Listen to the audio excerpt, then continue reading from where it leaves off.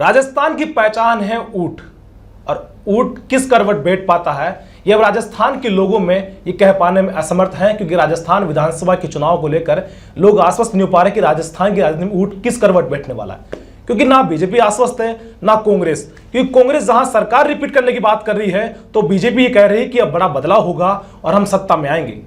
अब जनता तय करेगी, और कहा यह भी जा रहा है कि इस बार तीसरा मोर्चा बड़ा प्रभाव डालेगा राजस्थान की राजनीति में। अब तीसरा मोर्चा कौन होगा? आज हमारे साथ बातचीत के लिए भारत नवनिर्माण पार्टी के राष्ट्रीय अध्यक्ष और टीम वंदे मातरम के संस्थापक दीनदयाल जाखड़ साहब हमारे साथ मौजूद है स्टूडियो में। साहब का बहुत बहुत स्वागत है। वंदे मातरम। सर, आप कई दिनों से पहले एक शुरू कर रखे हैं, पहला फोकस कर लेते हैं कालख बांध को लेकर। जी, अभी हम स्टूडियो में मौजूद हैं, तो जब आप आ रहे थे तो आप बिना चप्पलों के थे, क्यों प्रण लिया, क्या कारण था कालख बांध को वापस एक हरा भरा बनाने के लिए, पानी से भरने के लिए? देखिए ऐसा है, लगातार पिछले 10 सालों से भारतीय जनता पार्टी के विधायक यहाँ से चुने गए, राजपाल सिंह। उस समय भी ये मामला था कि कालख बांध को भरा जाएगा और यहाँ पे पानी आएगा, ये आश्वासन जनता को मिला, और उस आश्वासन के बाद में जनता ने उनको वोट दिया, उनको जिताया। उसके बाद में कांग्रेस के लालचंद कटारिया आए, उन्होंने आश्वासन दिया कालख बांध को भरने का, और उसके बाद में वो भी यूं ही चले गए। चुनाव फिर से आ गए हैं, आज फिर लोग जो है दोबारा इसी वे में आ गए कि हम आपका ये काम कर देंगे। लेकिन जनता का ये हाल है कि जनता पूरी तरह से त्रस्त है, पानी नहीं रहा है, पानी का लेवल काफ़ी नीचे चला गया है। सरकारें सिर्फ नलकूप खोदने के अलावा कुछ नहीं कर रही हैं। ज़मीन में जब पानी नहीं रहेगा तो फिर नलकूप खोदने का फ़ायदा क्या रहेगा? बिल्कुल। इसलिए मेरा मानना ये है, मैंने इसलिए ये संकल्प किया है कि जनता को कहीं न कहीं विश्वास हो कि मैं जो कह रहा हूँ मैं उसको निश्चित रूप से करूँगा। इसलिए सबसे पहला त्याग मैंने नंगे पैर रहकर ये संकल्प किया कि जब तक यमुना का पानी कालख बांध तक नहीं पहुंचेगा, कालख भरेगा नहीं, तब तक मैं नंगे पैर रहूंगा, ताकि जनता को एक यकीन दिला सकूं कि मैं ये काम निश्चित रूप से करूंगा। जाखड़ साहब, चुनाव आने वाले हैं, अभी आपने जिक्र भी किया कि दोनों पार्टियां अपने एजेंडा में इसको रखती तो है, पर काम नहीं कर पा रही है। आखिर क्यों नहीं काम कर पाती? किसानों को कई बार ये बातों में उलझाकर कह तो देते हैं कि हम झोटवाड़ा के अंदर या आसपास के क्षेत्र में इस कालख बांध को भरने का काम तो करेंगे, पर वो 5 साल तक वहां जाके नहीं देखते बात। उसके साथ क्या है समस्या है, मैं बताऊं आपको। किसान एक भोला जीव होता है, किसान किसी भी जाति का हो, किसान होता है वो, और उसमें एक भोलापन होता है, वो जल्दी विश्वास करता है। बिल्कुल। और ख़ास तौर से वो उस क्षेत्र के नेता या जनप्रतिनिधि है, उनकी बात तुरंत मान लेता है और वो यकीन कर लेता है कि ये शायद ऐसा करेंगे, और इस वजह से वो वापस उनको चुन के भेज देता है। अब ये लोग जो चुने जाने के बाद में हालात ये हैं कि बांडी नदी जो इस क्षेत्र से गुजरती है और काफ़ी लंबी दूरी से ये आती है, इसके पाट के ऊपर जहाँ से ये बहती है, इस पर फार्म हाउस बन गए हैं। अच्छा। बिल्डरों ने कब्जे कर लिए हैं, तो बिना जनप्रतिनिधियों के सहयोग के ऐसा हो नहीं सकता। इसलिए ये नहीं चाहते कि यदि पानी इधर से आएगा, यमुना का पानी नेचुरल रूप से अगर बहता हुआ इधर से आया, तो उनके सारे के सारे वो जो बिल्डिंगें बनी हैं, जो फार्म हाउस बने, वो सब खत्म हो जाने। बिल्कुल। इसलिए वो सिर्फ उनको जनता को झांसा देते हैं और निकल जाते हैं, और फिर ये कहने लगते हैं कि हम नहर ले आएंगे। नहर की आवश्यकता ही क्या है? नदी का नेचुरल रास्ता है, आप उस रास्ते पर पानी को छोड़िए, आपके आसपास के कुएं रिचार्ज होंगे, किसान खुशहाल होगा, आपको कहाँ तकलीफ है? आप वो काम करिए। इसलिए जनता का यकीन जो है इन पर से टूट गया है, और जनता में यकीन बनाने के लिए ही मैंने ये संकल्प लिया है। बीजेपी कांग्रेस से दीनदयाल जाखड़ कैसे टक्कर दे पाएंगे? क्योंकि आपने बड़ा प्रण लिया है कि जब तक पानी नहीं आएगा मैं लड़ाई आगे तक जारी रहेगी, और चाहे कितना भी टाइम लग जाए, और आपने कई करोड़ रुपए की घोषणा भी की है इस कालख बांध के लिए। देखिए, ये लड़ाई मेरी अकेले की नहीं है, ये लड़ाई जनता की है। अगर जनता मेरे साथ खड़ी नहीं होगी तो मैं निश्चित रूप से इस काम को नहीं कर पाऊंगा। इसलिए मैं जनता को हमेशा जगाता रहता हूं कि भाई, पानी लाना मेरा अकेले का काम नहीं है, और जो पानी आएगा आप सबके काम आना है। आप इस बार किसी भी पार्टी को छोड़िए, राजनीतिक पार्टी को छोड़िए, नेताओं को छोड़िए, कम से कम एक यकीन तो करिए। बिल्कुल। मैंने इसके लिए जो है यदि कोई संकल्प लिया तो आप भी कुछ संकल्प करिए कि यमुना का पानी हमें क्षेत्र में चाहिए, तो हमें एकजुटता दिखानी होगी और हम एकजुटता दिखाएंगे तो पानी आ जाएगा निश्चित रूप से। उसके बाद आप संपन्न होंगे। बिल्कुल। और जब आदमी संपन्न हो तो फैसले कैसे भी करे कोई फर्क नहीं पड़ता है। आपके क्षेत्र में बेरोजगारी नहीं रहेगी, आपके जो बच्चे हैं वो खुशहाल होंगे, आपकी खेती हरी भरी होगी, आपका इलाका खुशहाल हो जाएगा। उसके बाद में आप कोई भी फैसला करें। आप फिलहाल आप जिस स्थिति में खड़े हैं वहाँ पर अगर आप एक बार फिर से किसी के झांसे में आ गए तो आप निश्चित रूप से मानिए कि आपको ये ज़मीनें बेचनी पड़ेंगी। और वो लोग इसी फिराक में हैं कि किसान कब ज़मीन बेचे और हम उसकी ज़मीन खरीद लें, उसके बाद में हम यहाँ पे यमुना का पानी लाएंगे और ख़ुद की ज़मीन में पानी देंगे। तब तक किसान निकल लेगा बेचारा जो गरीब है। तो गरीबों की लड़ाई है, ये गरीब किसान की लड़ाई है, उनको जगाना हमारा काम है। और निश्चित रूप से वो जागेगा और जाग कर ये फैसला करेगा इस बार कि विधानसभा में उसी को भेजना चाहिए जो केवल कालख बांध को भरने के लिए लड़ाई लड़े, यमुना का पानी लाने के लिए लड़ाई लड़े। डॉक्टर साहब, चुनाव नज़दीक हैं जी, कई राजनीतिक पार्टियों के राजस्थान में दौरे हुए, बड़ी बड़ी घोषणाएं की गई। कांग्रेस पार्टी जब सत्ता में आ रही थी तो राहुल गांधी यहाँ पर राजस्थान में आए थे, सबसे पहले कहा था कि आप मुझे 10 दिन का समय दीजिए, किसानों का पूरी तरीके से कर्ज माफ होगा। और वहीं गहलोत साहब भी बोल रहे हैं कि हमने किसानों का कर्ज माफ कर दिया है, गायों में जो लंपी में गायें मरी हैं उनको मुआवजा दे दिया है। क्या ये दिख रहा है किसानों का कर्ज माफ हुआ या जो गायें मरी उनको लंपी में जो मुआवजा मिला कि नहीं? देखिए ऐसा है, लंपी में मुआवजे की बात है तो मैं बता दूं आपको कि है ना बिल्कुल फर्जीवाड़ा हुआ उसमें। उन लोगों को पैसा मिला ही नहीं जिनकी गाय वास्तव में मरी। या चूँकि पहली बात तो है कि किसान आजकल गाय रखता ही नहीं है। गाय गौशाला में हैं जो भी हैं, घर में गाय किसान रखता नहीं है। तो जो ये बातें कही गई ये सब फर्जीवाड़े की थी और इन्होंने नकली आंकड़े दिखा के, झूठे आंकड़े दिखा के और पैसा अपने ही लोगों में बांट के और इतिश्री कर ली है। तो ये बता रहे कई लाखों किसानों को हमने कर्ज बांटा है। देखिए मैंने क्या कहा आपको कि ये जो नामों की एंट्री होती है ये इन जनप्रतिनिधियों के खास व्यक्ति, उनको जो है पैसा बांट दिया जाता है और इसमें घालमेल है बहुत तगड़ी। और ये तो देखो जांच का विषय है कि वास्तव में उसके पास कभी गाय भी थी क्या या लंपी में वो मरी भी थी क्या। तो इस तरह का मामला है। ये तो बहुत बड़ा फर्जीवाड़ा है, ये तो जांच का सब्जेक्ट है। इस चुनाव में 2023 के में ना तो बीजेपी आश्वस्त है ना कांग्रेस आश्वस्त है। आश्वस्त लग रही है तो मुझे बाकी पार्टियां लग रही है। और भारत नवनिर्माण पार्टी इस राजस्थान को किस तरह की बदलाव की ओर ले जा रही है और क्या कुछ विजन रखा है कि अगर हमारी पार्टी आती है तो हम सबसे बड़ा बदलाव ये करने वाले हैं? देखिए ऐसा है, भारत नवनिर्माण पार्टी आम जनता की पार्टी है। जैसा कि नाम से विदित है कि हम नवनिर्माण के लिए निकले हैं। हम हर क्षेत्र में नवनिर्माण करना चाहते हैं। शिक्षा नीति की बात कर लीजिए, इतनी घटिया शिक्षा नीति इस समय लागू है कि सरकारी आदेश हैं कि पहली क्लास से 8वीं तक के बच्चे को आप पास करते रहिए, फेल करने का कोई प्रोविजन ही नहीं रखा इन्होंने। चाहे वो इतना कमज़ोर हो कि उसको पढ़ना नहीं आता हो, फिर भी वो 9th क्लास तक पहुंच जाएगा बहुत आसानी से। और जब 9th क्लास में जाके फेल हो जाएगा तो उसके बाद में जो है कौन पूछने वाला है। और जब वो पढ़ेगा ही नहीं तो वो बेरोजगार पढ़े लिखे की श्रेणी में नहीं आएगा। उसके बाद में वो मजदूरी के अलावा उसके पास कोई चारा नहीं रहेगा। तो ये सरकारें चाहती हैं कि बच्चे पढ़े नहीं और बेरोजगार का नाम भी नहीं लगे उनके और वो सिर्फ मजदूर बने। और मैं ख़ास तौर से बता दूं कि ये एक SC ST के बच्चे जो सरकारी स्कूलों में पढ़ते हैं, विशेष तौर से इनको टारगेट किया है सरकार ने। अच्छा। कि ना उनको अच्छे से पढ़ाते नहीं हैं और वो पहुंचते पहुंचते 9th में जाते जाते फेल हो जाएंगे और फिर मजदूरी के लिए निकल जाएंगे, क्योंकि वो किसी को कहते भी नहीं, न शिकायत करते हैं।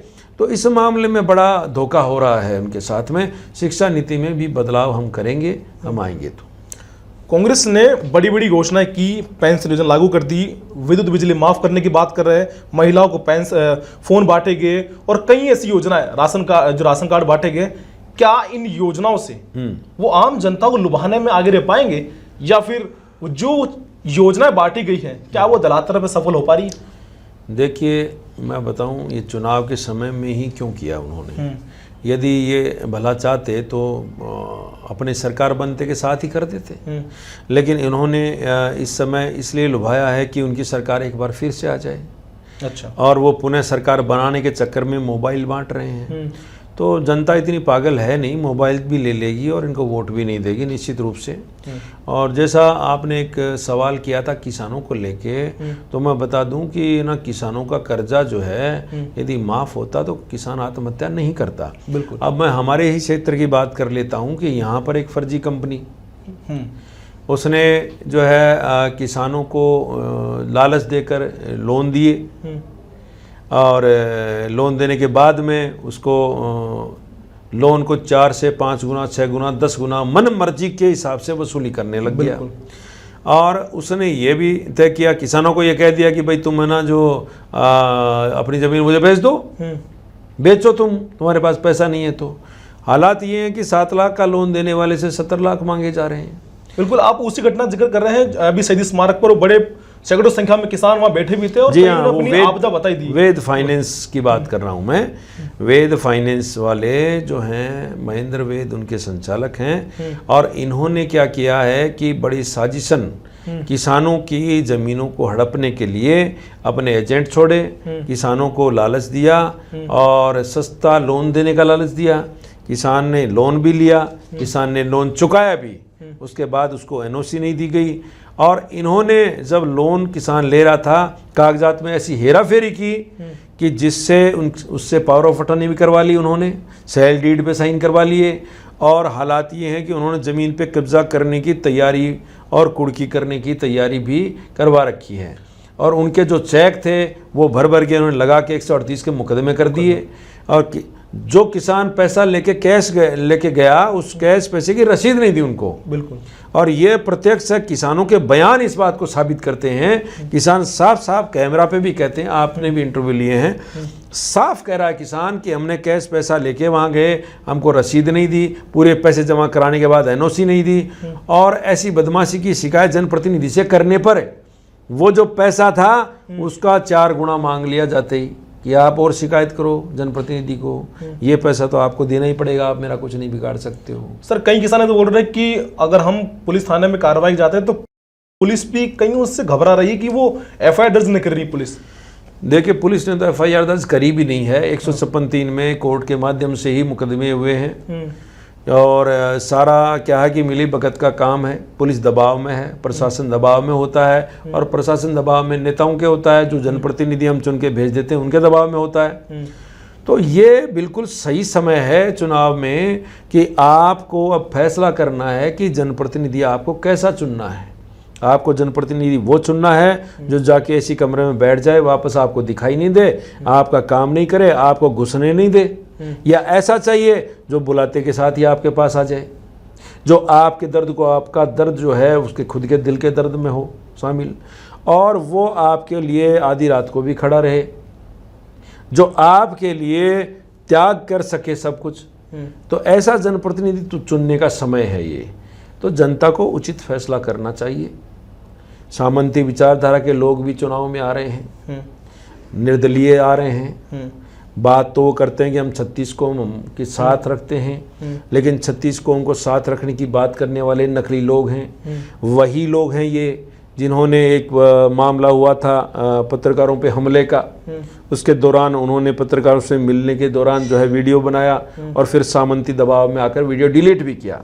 ऐसे लोग सामंती भावना के लोग हैं जिनके दिमाग में वही राजा, वही क्षत्रिय दिमाग में बैठा हुआ है, वो कभी निकल नहीं पाएगा। और वो लोग ऐसा नाटक करते हैं कि हम 36 कौम के साथ हैं। मुझे नहीं लगता ऐसी बात करने वाला व्यक्ति ऐसा हो सकता है। तो ऐसे लोग भी छद्म रूप में आ रहे हैं, भेष बदल बदल के आ रहे हैं और ना जनता को लुभाने की कोशिश कर रहे हैं। तो मैं इन चीज़ों के बिल्कुल विरुद्ध हूँ। जनता को मैं यही तो समझाना चाहता हूँ कि आप ऐसे लोगों के चक्कर में न आएँ जो आपको चश्मे दिखाते हो, नकली बात करते हो, वो अपने कामों का बखान करते हो। हमने बहुत काम किए, कभी हमने बखान नहीं किए। बिल्कुल। तो इसलिए जनता सतर्क रहे, समझदारी से काम में ले और उचित निर्णय करे। झोटवाड़ा में आप वहीं से है और आपका जो पार्टी का प्रचार वहाँ पूरी तरीके से देखा जा रहा है। झोटवाड़ा में एक तो नाली की सबसे बड़ी समस्या है, बारिश के दिनों में सड़कें नदियों में तब्दील हो जाती हैं। सरकार में मंत्री भी रहे अर्जुन कटारिया जी, कितना विकास हो भाई झोटवाड़ा का, लोग पानी के लिए अभी भी तरस रहे हैं। देखिए, माननीय मंत्री जी ने पिछले अपने कार्यकाल में लगभग 4,000 से 5,000 करोड़ रुपए इस विधानसभा क्षेत्र में खर्च होना बता दिया है। अच्छा, अब जनता को तो कहीं वो दिखाई नहीं दे रहा है। हालात ये हैं कि बारिश जब होती है तो पानी से बुरी तरह से रोडें टूट भी जाती हैं और भर भी जाती हैं। आप सिरसी रोड चले जाइए, बिल्कुल, आप कालवाड़ रोड चले जाइए, आप अन्य गांवों की सड़कों पे चले जाइए, सब सड़कें टूटी फूटी हालत में होती हैं। आप ये देखिए कि सड़क निर्माण करते समय कोई भी इस बात का ध्यान नहीं रखा जाता कि पानी की निकासी के लिए इंतज़ाम पहले होना चाहिए। बिल्कुल, वो होता नहीं है। उनको पता है कि हम पानी के निकास का इंतज़ाम कर देंगे तो सड़कें नहीं टूटेंगी, हम दोबारा से इसका बजट कैसे लेंगे। तो इनके दिलों में पहले से ही बेईमानियाँ रहती हैं। वो सड़क बनाना ही नहीं चाहते ऐसी कि जो मजबूत रहे। और यदि मान लो सीसी रोड भी बन रही है तो उसके बाजू में कभी भी मैंने तो नालियाँ नहीं देखी कि पानी की निकासी का कोई इंतज़ाम है। बिल्कुल, फिलहाल भी अभी ये नाटक चल रहे हैं, चुनाव का समय है, रोडें तोड़ी जा रही हैं, सीसी रोड बनाई जा रही है, लेकिन कहीं भी मुझे ये नज़र नहीं आया कि पानी के निकास के लिए उन्होंने कोई व्यवस्था करी है। तो हालात तो सीमेंट रोड की भी वही होनी है। पानी उस पर भरेगा तो निश्चित रूप से जो है परेशानी वो की वही है। और न इतना अच्छा सीमेंट या कंक्रीट सरकारें जो है ठेकेदारों से लगवाती नहीं है, क्योंकि इनमें भी कमीशन खोरी है। तो जनता का भला कोई नहीं चाहता, सब अपने अपने भले की सोचते हैं। जनता के लिए लड़ने वाला कोई नहीं है फिलहाल। और हमने ये तय किया है कि हम जनता के लिए लड़ेंगे, जनता के बीच में खड़े रहेंगे, जनता की सुनेंगे और किसी की नहीं सुनेंगे। झोटवाड़ा में एक विवाद फिर वापस पनप रहा है कि क्योंकि झोटवाड़ा आधा शहरी में आधा ग्रामीण में जी, तो जो पंचायती जो लोग आते हैं वो कहते हैं हमें भी नगर निगम में शामिल किया जाए, जो सारी सुविधाएं जो शहरी वासियों को मिल रही है जी, वो हमें भी मिलनी चाहिए। देखिए, उसमें ऐसा है, मैं बताऊं आपको, मैंने इस मामले को बहुत अच्छी तरह समझा है। मैं इन लोगों के साथ हूं और हम एक जागृति का कार्यक्रम भी इन कॉलोनी में करें। लगभग 500 कॉलोनियाँ ऐसी हैं। गोविंदपुरा तक जो है नगर निगम की सीमा है। गोविंदपुरा के बाद में जो है हाथोस शुरू हो जाता है, हाथोस के आगे कालवाड़ तक।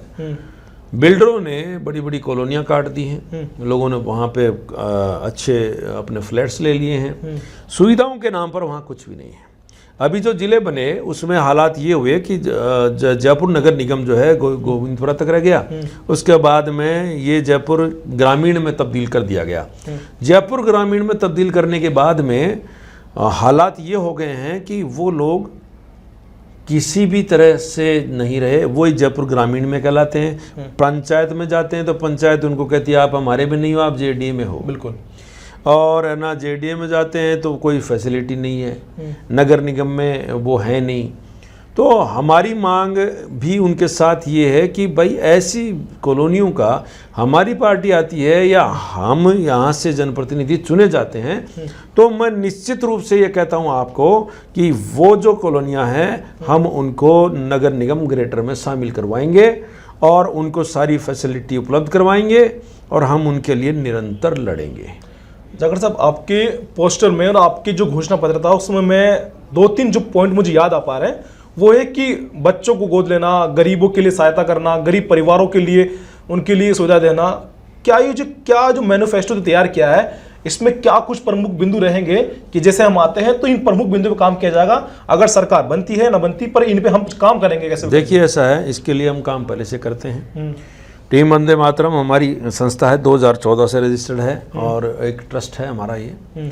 और इस ट्रस्ट के माध्यम से हम क्या करते हैं कि ना जो भी हमारे इसके उद्देश्य हैं उसमें पर्यावरण है, शिक्षा है और गरीबों की सहायता करना है, बच्चियों की शादी करना है और किसी भी परिवार में आकस्मिक मृत्यु हो जाती है तो हम उसकी मदद के लिए पैसा देते हैं ताकि वो परिवार को संबल मिले, वो खड़ा हो सके। बिल्कुल। हमारी नीयत ये रहती है कि नेकी कर दरिया में डाल। हम कोई चर्चा नहीं करते, कोई अखबारबाजी नहीं करते, न कहीं कहते हैं। अब आज आपने सवाल कर लिया है, अब मौसम चुनाव का है, लोग बाग अपनी जो है फिल्में बनाना शुरू कर दिए हैं शुरू से ही। और कुछ लोग जो टारगेट ये लेके आए थे 2008 से कि हम जो है चुनावी लड़ना है, तो वो तो अपनी रील इसीलिए बनाते हैं कि मैं फेमस हो जाऊँ। तो कभी वो लंपी के नाम पर, कभी जो है कोरोना के नाम पर, कभी दान देने के नाम पर अपनी वीडियो बनवाते रहते हैं। सिर्फ वीडियो बनवाते हैं, उससे आगे वो कुछ भी नहीं करते। अभी मैंने पिछले दिनों सुना कि उन्होंने 200 ट्यूबवेल खुदवा दिए। तो भैया हमें बताओ जरा कहाँ कहाँ 200 ट्यूबवेल खुदवाए हैं? 2-4 ट्यूबवेल खुदवा के, और वो भी पैसा उनका नहीं होता, वो भी किसी तीसरे पक्ष का पैसा होता है। जाके खुद फोटो खिंचाते हैं और ये कहते हैं कि ये ट्यूबवेल मैंने करवा दिया। तो क्या है कि ऐसे लोग जो है आज ही बेईमानी कर रहे हैं, आज ही इस स्तर पे काम कर रहे हैं कि जनता को भ्रमित करते हुए काम कर रहे हैं। आप ये मानिए कि वो लोग आगे जनता का क्या भला करेंगे। बिल्कुल। हमारी टीम जो है काम करती है वो बिल्कुल साइलेंट काम करती है, कोई आवाज़ नहीं करती। हम पिछले 3 साल से जोटवाड़ा में पेड़ लगाने का काम करते हैं। हमने हर साल 20,000 पेड़ लगाए हैं, हर साल। और हमने गए साल में तो पेड़ लगाए तो उसमें माननीय मंत्री जी के भाई गोपाल जी हमारे साथ थे, और यहाँ की पूरी टीम थी, वीडियो थी, सब ने हमारे से पेड़ लगवाए। और हमने हर ग्राम पंचायत में पेड़ लगाए, 2-2 हज़ार पेड़ 1-1 घंटे में लगाए हैं हमने। ये हमारी टीम ने काम किया। कभी भी हमने अखबार में नहीं छापा। लोग एक पेड़ को थोड़ा हाथ में लेके और फोटो खिंचवा लेते हैं, खबर बनवा लेते हैं। यहाँ 2000 पेड़ लगाने के बाद भी हमने खबर नहीं छपवाई कभी है। तो इसके अलावा कोरोना काल में जो मजदूर जब हड़कंप मचा और ना बाहर से आ रहे थे, तो रेनवाल में हमने गौशाला गोद ले रखी है। हमने कभी बताया नहीं, हम गायों की सेवा करते हैं, गौशाला हमने गोद ले रखी है रेनवाल में। वो गौशाला के बाजू में चौराया है, वो वहाँ से लोग काफ़ी संख्या में गुजर रहे थे। हमने उनके खाने का इंतजाम किया, बिल्कुल नाश्ते का किया, रहने का किया, सोने का किया। लगातार जब तक वो अपने घरों में नहीं पहुंच गए तब तक हमने वहाँ पे काम किया। उसके बाद में हमने वहाँ पे रेनवाल में बाकायदा राशन कार्ड लेके उन गरीब परिवारों तक जो है भोजन पहुँचाया। आटा वगैरह, दाल वगैरह सब पहुंचाई हैं। उनका हमने बाकायदा रजिस्टर मेंटेन किया। लेकिन कभी भी हमने इसका न वीडियो बनाया, न हमने इसका कोई प्रचार प्रसार किया। हमने हमारा काम शांति से किया और ख़त्म बात। उसके बाद में हमने कोई चर्चा नहीं की उसकी। आज हम देख रहे हैं कि चुनाव का टाइम आया, लोग उछल रहे हैं कि ये कोरोना के वो हैं, ये योद्धा बने, ये योद्धा बने, कोरोना योद्धा बन गए, ये बन गए, वो बन गए।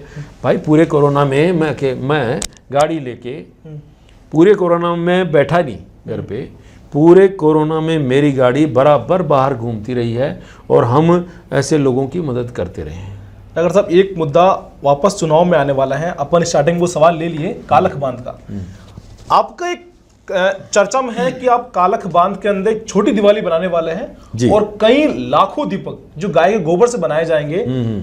छोटी दिवाली कालख बांध में क्या कुछ आगे कहानी? देखिए ऐसा है, हम कालख बांध के लिए पूरे देश में संदेश देना चाहते हैं। अच्छा। और चूँकि हमारे रेनवाल गौशाला में गोबर के दीपक बनते हैं, अच्छा, उनको हम दीपावली में प्रोत्साहित करते हैं लोगों को, आप गाय के गोबर के दीपक जलाइए ताकि इस बहाने गौशाला की मदद हो जाए, पर्यावरण भी शुद्ध रहेगा। तो उसको लेके हमने लाखों तो नहीं 51,000 दिए जलाने का कार्यक्रम किया है। अच्छा। और वो कार्यक्रम किया हमने 11 नवंबर का। अच्छा। 11 नवंबर को यू टीम को तो हमने बुलाया सुबह 10 बजे से कि आप आएँ और ना 51,000 दिए सेट करने में हमारी मदद करें। उसमें तेल भी डालना है, बत्ती भी चढ़ानी है। तो ये कार्यक्रम हमने 11 नवंबर का तय किया। उस दिन 3 बजे से कार्यक्रम होगा मुख्य। तब जनता को हमने बुलाया है कि आप यहाँ आएँ। यहाँ पर हमने संत हैं प्रकाश दास जी महाराज, उनके भजन होंगे उस दिन और हवन भी होगा। और उस हवन में आहुति देने के लिए लोगों को बुलाया है कि भाई आइए अपनी आहुति दीजिए ताकि ये हमारा बांध पुनर्जीवित हो जाए, हो सके। और फिर संध्या के समय आप जो है प्रसादी भी ग्रहण करें वहाँ पे और दिए भी जलाएं। और इस रोशन कालख को पूरा भारत देखे, ये हमारी इच्छा है ताकि हमारा एक मैसेज जाए कि हमारा जो खाली बांध जो है ये पानी से भरे, सरकारों की नज़र जाए, उस पर सरकार गौर करे कि यार कालख बांध के ऊपर ही क्यों जला, ये क्या कारण रहा। तो हम पूरे क्षेत्र के जोटवाड़ा के ही नहीं, आसपास के सभी क्षेत्रों के लोगों को मैं इसमें अपील करूंगा आपके माध्यम से कि वो ज़्यादा से ज़्यादा कालख बांध पर पहुँचें उस दिन, क्योंकि छोटी दीपावली पे ज़्यादा कोई विशेष काम नहीं रहता। मैं निश्चित रूप से कहता हूँ कि जो लोग आके हमारे साथ दिया जलाएंगे, भगवान विष्णु की और माँ लक्ष्मी की भी उन पर कृपा बरसेगी निश्चित रूप से। और हमारे क्षेत्र में जिस दिन कालक बांध भरेगा उस दिन हमारे क्षेत्र का हर घर खुशहाल होगा, हमारे कुओं में पानी आ जाएगा और हमारे कुओं का जल स्तर बढ़ जाएगा। यही तो हम चाहते हैं कि हमारी जनता संपन्न हो। क्या लगता है इतना कुछ करने के बाद भी पार्टियां या जो सरकार बनेगी क्या इस पर काम करेंगे? देखिए, पार्टियां या सरकार काम न करे, मैं कह रहा हूं यदि जनता ने मुझे जिम्मेदारी दे दी और इस इलाके से जनप्रतिनिधि चुन के इस मुद्दे पे भेज दिया मुझे कि आपको पानी लाने का ही काम करना है, तो मैं निश्चित रूप से 1 साल के अंदर अंदर ये काम करके दिखाऊंगा। ये मेरी ताकत है, क्योंकि जनता मुझे चुन के भेजती है तो जनता की ताकत मेरे साथ है। मैं इस तरह से जुटूंगा कि मैं कालक बांध में यमुना को लाके ही रहूँगा। बिल्कुल, देखा भी जा रहा था कि एक किसानों का ट्रैक्टर लावल अजमा आपके साथ था, एकदम पूरा जोटवाड़ा से, मतलब कई जिलों से होती हुई वो रैली निकाली गई थी। वो हमने 3 तारीख से पिछले महीने में 10 तारीख में 3 तारीख से हमने शुरू किया था। और ये जमदई बांध है धौली के पास में। बांडी नदी का रूट है, तो ये बांडी यात्रा हमने शुरू की। बांडी नदी के नाम से बांडी यात्रा स्टार्ट की हमने, और वहाँ से होते हुए बांडी जहाँ से गुजरती है उन सभी क्षेत्रों से आते हुए हम जो है यहाँ पहुँचे जोटवाड़ा में। और जोटवाड़ा में हमें 10 तारीख को हमने इसको संपन्न किया कालक बांध पे। मैं आपको बताऊं, बड़ा शर्मनाक है कि स्थानीय जनप्रतिनिधि ने हमारे एक विज्ञापन पे क्रॉस लगाकर और उसको वायरल किया कि इस के कार्यक्रम में नहीं जाना है। अच्छा। कालक बांध भरने के इस कार्यक्रम में, पावन कार्यक्रम में स्थानीय जनप्रतिनिधि ने उस पे क्रॉस लगा के वायरल किया उसको। सभी सरपंचों को, जनप्रतिनिधि जो छोटे स्तर के हैं वार्ड 5 तक, उनको निर्देश दिया कि जनता वहां पे जानी नहीं चाहिए 10 तारीख के इस कार्यक्रम में। धमकी बड़ा। हाँ, बिल्कुल बिल्कुल साफ रूप से उनको कहा उन्होंने। अच्छा। और इसमें इस कार्यक्रम में इसके भीड़ नहीं जानी चाहिए कतई, चूंकि कार्यक्रम मेरा थोड़ी था, पानी मुझे ही थोड़ी चाहिए। बिल्कुल सही बात। जनता आई साहब, 5-6 हज़ार लोग जुट गए और वहाँ आके खड़े हुए, जिसमें सभी पार्टियों के लोग थे, बीजेपी से भी थे, कांग्रेस से भी थे, और सभी जो लोग आए वहाँ पे और उन्होंने हमारी जो है भावना को समझा, हमें सहयोग किया। और उसके बाद में जो है हमने तय किया कि हम जनता में इसके लिए जागृति लाएंगे। तो इतने कड़े प्रयास करने के बाद भी जनता रुकी नहीं है। जनता आज भी नहीं रुकेगी। जनता को सबसे पहले पानी चाहिए और वो कालक बांध में चाहिए। उसके लिए मैंने उसी वक्त संकल्प किया था कि मैं जब तक इस कालक बांध में पानी नहीं आ जाएगा नंगे पैर रहूँगा, और तब तक रहूँगा जब तक नहीं आएगा, चाहे भले कितनी समय बीत जावे। मेरे को इससे कोई फर्क नहीं पड़ता। इसलिए मैं जनता को जगाना चाहता हूँ। जनता चाहेगी, और इस बार यदि वो सही फैसला करती है, मेरे साथ आके खड़ी होती है, तो निश्चित रूप से अगले साल में ही मैं ये काम करके दिखाऊंगा। ये मैं फिर से संकल्प ले रहा हूँ आपके सामने। नगर साहब, आप पार्टी के राष्ट्रीय अध्यक्ष हैं। अभी गहलोत साहब ने कई जिलों का गठन कर दिया है, 53 जिले बना दिए हैं, पर आचार संहिता लग चुकी है, पर उनकी रूपरेखा तैयार नहीं हुई अभी तक। देखिए, ये हड़बड़ी में लिए गए फैसले। जहाँ पर जिला बनाना चाहिए वहाँ बनाया नहीं। जहाँ पर ना दूदू जैसे छोटे से इलाके को, जो 3 ग्राम पंचायतों का इलाका है, उसको जिला बना दिया। वहाँ सांबर फुलेरा वाले मांग कर करके मर गए। वो 50,000 लोगों की भीड़ के साथ में आगे बढ़े थे, और उस कार्यक्रम में मैं भी था। तो मेरी हमदर्दी उनके साथ में है। युवाओं पर लाठियां बांधी गई उस कार्यक्रम। हाँ, अरे साहब, मैं उस कार्यक्रम में सुबह से था। फुलेरा से हम सांबर से हम स्टार्ट हुए, और हम जहाँ तक आके हमको रोका गया, फिर मोकमपुरा में हमें रोका गया। युवाओं में भारी जोश था, और उस जोश के बावजूद पुलिस ने उनको रोकने के प्रयास में उन पर लाठीचार्ज किया, उन पे गोले भी छोड़े आंसू गैस के, और कई युवाओं के सर फट गए, उन पे मुकदमे भी हुए, लेकिन लड़कों ने झेला। और लड़के चाहते थे कि हमारा ये सांबर जो है वो जिला बने, सांबर फुलेरा को शामिल करके जिला बनाया जाए। आप देखिए, इतनी बड़ी घटना होने के बावजूद ये अशोक गहलोत जी जो हैं, वो अपने उस चमचे जो दुद्दू का विधायक है, बाबूलाल उनको, बाबूलाल नागर को, सिर्फ उनको 3 पंचायतों में जिला बना देते हैं। यहाँ जनता रो रही है, कोई सुनता ही नहीं है। कई सालों से मांग उठ रही थी सांभर की, जब से देश आजाद हुआ, जब राजस्थान की राजधानी हुआ करती थी, तब से मांग उठ रही थी इसकी जिला बनाने की, पर आखिर नहीं बनाने की वजह क्या थी इसकी, कोई समझ में आ रहा है? देखिए, सबसे बड़ी बात तो ये है कि वहाँ का जनप्रतिनिधि कमजोर है। अच्छा, भारतीय जनता पार्टी से चुना हुआ जनप्रतिनिधि 3 बार जनता ने उसको जिता दिया। दूसरी बात है कि मेरे ये समझ में नहीं आता कि जब जनता एकजुट होकर किसी काम पे खड़ी है तो आप जनप्रतिनिधि हो यार, आप साथ में आइए जनता के। आप पुरजोर तरीके से अगर विधानसभा में इस चीज़ के लिए लड़ते तो निश्चित रूप से आपको जिला मिल जाता। कतई उन्होंने लड़ाई नहीं करी, न एक आवाज़ भी नहीं उठाई इस आंदोलन पे, एक लाइन भी उनकी आई नहीं है इस पक्ष में। तो वो कहीं न कहीं चाहते ही नहीं थे ये ऐसा काम हो। आप फिर देखोगे, आप वो फिर से मैदान में आएंगे, जनता फिर पागल उनके पीछे हो जाएगी, जातियों में बांटा जाएगा, धर्मों की बात करी जाएगी, और न वही बेईमान लोग चुन के भेज दिए जाएंगे। जनता यूं ही त्रस्त रहेगी, रोती रहेगी। इसलिए जनता से मेरी हमेशा यही अपील है कि आप सही का चुनाव करिए, आप उनको बार बार मत चुनिए जिनसे आप धोखा खा चुके हैं। आप जिनसे धोखा खा चुके हैं उनके धोखे में मत आइए, या उनसे मिलते जुलते लोग आते हैं, आपको बात बात पे वीडियो बना के दिखाते हैं, छोटा सा काम करके, पीछे उसमें कोई दम नहीं होता।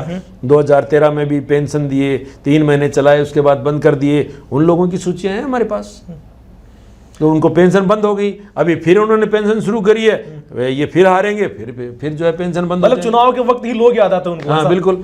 अब हम जो काम करते हैं, जैसे मैं आपको बता रहा हूँ, आज बात चली है तो वरना हम इसकी चर्चा ही नहीं करते। हम जो है ऐसे ज़रूरतमंद बच्चों को गोद लेते हैं, बिल्कुल, और उनको लेकर गोद में उनकी शिक्षा की जिम्मेदारी लेते हैं, उनके परिवार की जिम्मेदारी लेते हैं, जिनके माँ बाप नहीं हैं और जो सक्षम नहीं हैं, जो पढ़ना चाहते हैं, अच्छी जिनमें क्वालिटी। अभी फुलेरा में एक मामला था, मैं किसी कार्यक्रम में गया, खेल के कार्यक्रम में, वहाँ पे एक बच्चे ने मेरी तस्वीर बना के पेंसिल से मुझे दी। लोगों ने बताया कि इसके पिताजी नहीं है और ये आर्थिक रूप से भी कमज़ोर है, लेकिन उसने जो उसकी आर्ट जो कला जो थी बहुत अच्छी थी, मुझे पसंद आई। मैंने कहा मैं बेटा तो आपको गोद लूँगा, तो मैंने उसको गोद लिया। और आज हमने क्या है कि हमारा एक सिस्टम है, हम उस सिस्टम में उसको डाल देते हैं, तो प्रत्येक महीने जो हमने रकम तय की है उसके ऑटोमेटिक जाती रहती है। तो मैं फिर क्योंकि मुझे टाइम कम मिलता है तो मैं कभी कभी फिर उनसे बात भी करता हूँ कि भाई सब सही चल रहा है क्या, कभी मौका मिला तो उनके घर भी जाता हूँ। तो इस तरह के हमारे बहुत से मामले हैं जो हमने कभी उजागर नहीं किए, इन्हें करना चाहते हैं, क्योंकि हमें इस बात के लिए नहीं करना है काम कि हम अपनी बढ़ाई के लिए कुछ करें। अब आप देखिए, पिछले दिनों एक दुर्घटना हुई, जोबनेर में जो यूनिवर्सिटी है वहाँ पे रामस्वरूप यादव की डेथ हुई। हाँ, चर्चा में रही, आपको पता है। उससे ठीक पहले 2 दिन पहले एक स्कूटी से दुर्घटना हुई, वहाँ यूनिवर्सिटी के सामने एक लड़की मर गई, है ना, उसकी लड़की की डेथ हुई। उस परिवार की भी हालत ज़्यादा खास नहीं थी, मुझे सूचना मिली। अच्छा, मैं जिस दिन उस लड़की के घर पे गया तो मुझे उनके हालात देख के फिर मैंने वहाँ पे जो है, जो मुझे उचित लगा वो सहायता मैंने करी वहाँ पे। तो मैं क्योंकि रकम का उल्लेख करके इस चीज़ को छोटा बड़ा नहीं करना चाहता हूँ, तो लोगों को पता है। तो फिर मैं उस दिन वापस जब आया तो जैसे जयपुर पहुंचा मुझे पता चला कि रामस्वरूप यादव जी के साथ में दुर्घटना हुई है। मेरे को वापस आना पड़ा हाथों हाथ। अच्छा। मैं वहाँ यूनिवर्सिटी गया, अंदर भी बात की हमने, वहाँ पे यादव समाज के लोग इकट्ठे थे, प्रशासन से बातचीत चल रही थी और माननीय मंत्री जी के लोग थे सारे। अच्छा, यादव समाज के लोग भी वो थे जो माननीय मंत्री जी के खास थे। अच्छा। मैंने सोचा भाई यादव समाज का ही व्यक्ति है और यादव समाज के ही लोग हैं तो जरूर इनको सहायता मिल ही जाएगी। अब है ना, हुआ ये कि सहायता के नाम पर प्रशासन ने मना कर दिया, फिर बात को घुमा फिरा कर बराबर कर दिया। तब मैंने कहा, मैं समझ गया कि यहाँ तो कुछ होगा नहीं, तो मैंने कहा भाई ऐसा है, आप जो कुछ करो या नहीं करो, मैं मेरी तरफ से जो मेरी सहायता है मैं ये इतने की करूँगा। तो मैंने मेरा एक जो है मैं नहीं कहना चाहता मैंने कितनी रकम के लिए बोला, तो क्योंकि उस परिवार को पता है, मुझे पता है। बिल्कुल सही बात। तो मैंने घोषणा करी मेरी, तो उनको शर्म आई फिर थोड़ी। अच्छा, थोड़ी शर्म आई तो उन्होंने कहा कि यादव समाज की तरफ से भी हम जो है 5 लाख रुपए इकट्ठे कर देंगे साहब, और देंगे हम, और ना वो बीमा के 5 लाख मिल जाएंगे। ऐसे करके बाहर आके भीड़ को बेवकूफ़ बनाया उन्होंने, कहा कि तकरीबन 15 लाख की सहायता हो गई है। अच्छा, और न आप जाइए, तो सब चले गए। भीड़ नाराज थी, वो बड़ा पैकेज चाहती, नौकरी भी चाहती, नौकरी की भी घोषणा हुई, वो भी उसको नहीं मिली। और पैसा जो उन्होंने घोषित किया, उन्होंने खुद अपने ही समाज के आदमी को पैसा नहीं दिया। आप देखो, मैं वहाँ पे गया, उनके दाह संस्कार में भी गया, फिर तीसरे चौथे दिन जाके मैं मेरी रकम देके आ गया। मैंने पूछा भाई क्यों ये बात है तो बताइए। तो ऐसा तो हालात ये हैं कि लोग ऐसे छल करते हैं पीड़ितों के साथ में। सर, लोग जातिवाद खत्म करने की बात करते हैं, पर चुनाव आते ही उन वोटर्स को उन जाति में बांट दिया जाता है। चाहे शीर्ष नेतृत्व बैठे हुए लोग हो, जब चुनाव आएंगे तो जाति को टटोला जाता है, इस जात का आया तो इतना वोटर होगा, इस जात का इतना वोटर होगा, और लोग अब व्यक्तित्व के चेहरे पर और जातिवाद के चेहरे पर टिकट बांटे जा रहे हैं। ये बिल्कुल सही कह रहे हैं आप।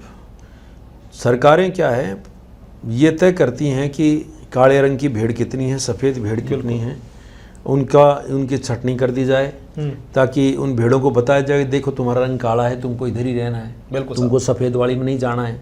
सफ़ेद को भी ये समझाया जाता है कि देखो काले वाले तुम्हारे दुश्मन हैं, काली भेड़ें तुम्हारी नहीं हैं, वो अलग हैं।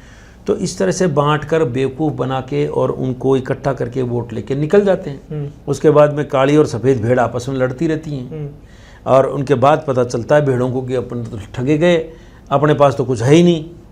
इतने में 5 साल निकल जाते हैं, फिर वही बात आती है। तो ये दरअसल क्या है कि ऐसी चीज़ें हैं जिन पर जनता को सोचना चाहिए कि हम जाति और धर्म में नहीं बंटे और हम ना निर्णय करें उचित। बिल्कुल। तो ये होता है, इसलिए अब मैं क्या कहूँ, सिस्टम ऐसा है। राजस्थान में चुनाव को लेकर बीजेपी ने 41 उम्मीदवारों की लिस्ट जारी कर दी है, पर उसमें 7 सांसदों को विधायक के बनाया जा रहा है। उनको विधायक इसलिए बनाया जा रहा है कि मोदी जी ये चाहते हैं कि ये हार जाएं और दोबारा मेरे से सांसद की टिकट भी नहीं मांगे। अच्छा, तो कहीं ये लग रहा है कि सारे लोगों को टिकट काटे जा रहे हैं पर बीजेपी से। निश्चित रूप से उनको मारने के लिए भेज दिया होगा यहाँ पे। अच्छा। इनको ख़त्म करो राजनीतिक रूप से, तो इनको एमएलए बना दो।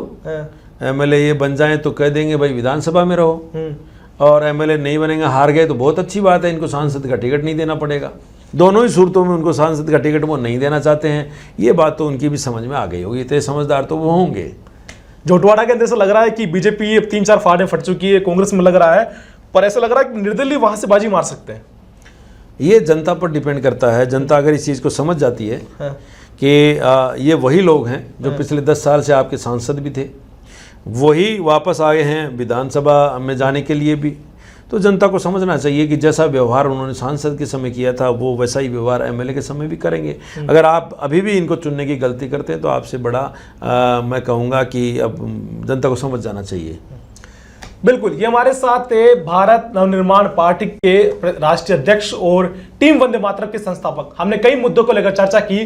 बड़े मुद्दे जो सामने आ रहा है वो कालख बांध, क्योंकि जयपुर शहर का एक जाने माना बांध था जो अब सूखे की आड़ में है, वहां कई गिरोह पनप रहे हैं, पर जाखड़ साहब ने निर्णय लिया है कि जब तक वो पानी से नहीं भर जाता ये चप्पल नहीं पहनने वाले, ना पैरों में जूते डालेंगे। साफ तौर पर प्रण लिया है कि जब तक सरकार निर्णय ले ना ले, अगर जनता मुझ में विश्वास जता पाती है तो जनप्रतिनिधि के तौर पर 1 साल के भीतर भीतर उस कालख बांध को भरने काम करेंगे।